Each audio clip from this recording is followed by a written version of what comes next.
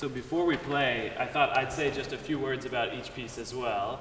That was a very nice, Peter, introduction, sort of overview of each piece, and I just wanted to give a little bit of insight of how we're thinking about the pieces and maybe something to listen for.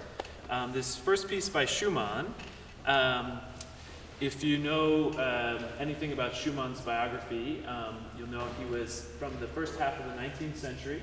He struggled a little bit with mental illness. He had a relationship with Brahms. Those are sort of his highlights, or some lowlights, unfortunately. But he was also a very, very well-read and well-educated person. His father was a literary translator. So his father, when Robert Schumann, our composer, was young, his father was translating Shakespeare and Cervantes into German. So he was a sort of highbrow literary translator, and the house was filled with books. And so Robert was always very well read. He read a lot of poetry. He loved the Romantics, who were just about contemporary with him.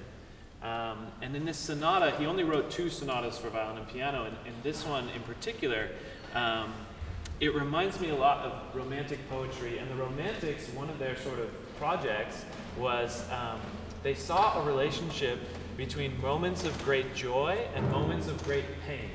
They felt that joy and pain were very similar in terms of how they felt. And so a lot of the Romantic poetry, I'm thinking of one in particular by Wordsworth, that talks about when you're sort of in the most joyous moment, how one thing can change and it can become the most unhappy moment. And I think that that's really evident in a lot of Schumann's music. It can go from a very joyous moment to a very sad moment and back. So keep your ear out for that quick transition.